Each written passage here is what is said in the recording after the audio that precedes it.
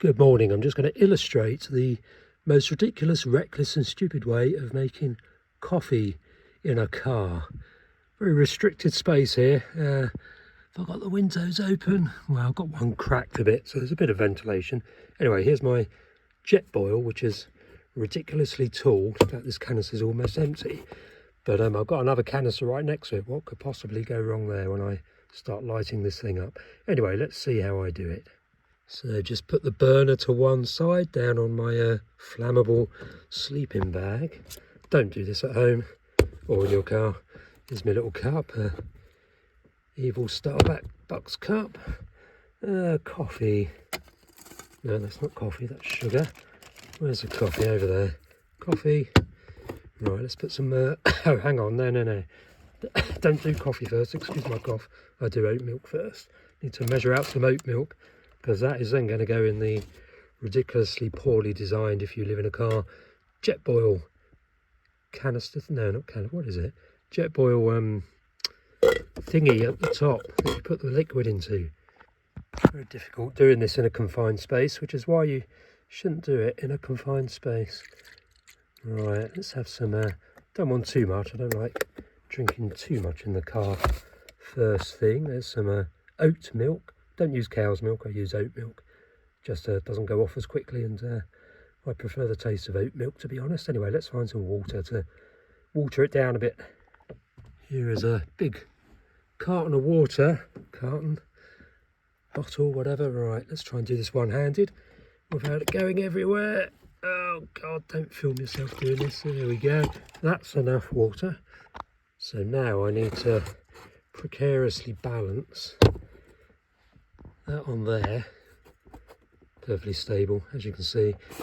Where's my jobby thingy? There it is. Just stick you on top.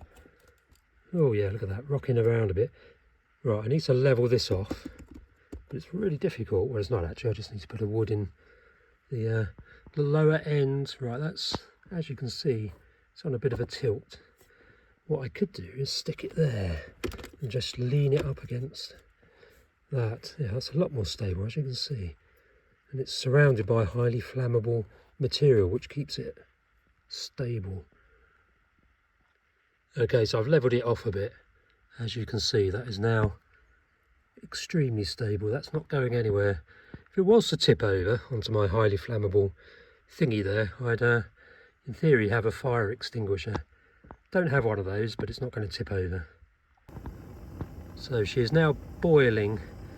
I need to find an alternative, better solution to this ridiculously tall and unstable Jetboil.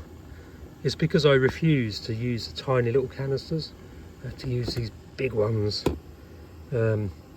which are heavier, so when they're full it's quite stable. When they're not, it isn't. And this one isn't full. But you can get those little attachments for the bottom of the canisters, which are little arms which do stabilise the whole unit, but they just make it even taller. This is doing the job. So let's boil that, and we'll put some coffee and whatnot in the cup. That's quite enough of you, I think. Yeah, what's going to topple over? Where shall I stick it? Will it fit in there? Yeah. Oh no. Lean it up there. I have this battle every morning. Sorry, let's not advertise. Schmucks. I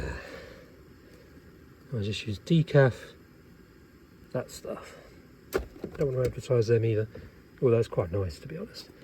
Right, is that boiling over yet? Oh, it's smoking. You can usually hear it when it starts to boil over. Can I see it? That's not bad technique, actually. I can just about see the screen. So it starts to bubble, and then you have to switch off really quick with these Jetboils, otherwise, because I'm doing oat milk mainly, it boils over really quickly. That's probably hot enough now, but let's give it a few more seconds.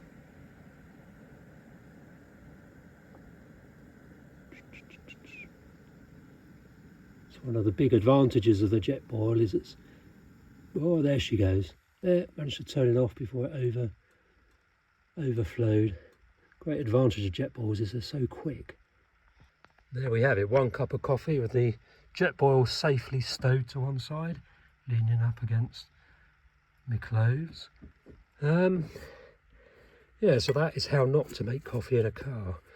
I need to find a better solution. Any suggestions about how to boil water effectively, or oat milk in my case, but boil water in a very tiny vehicle safely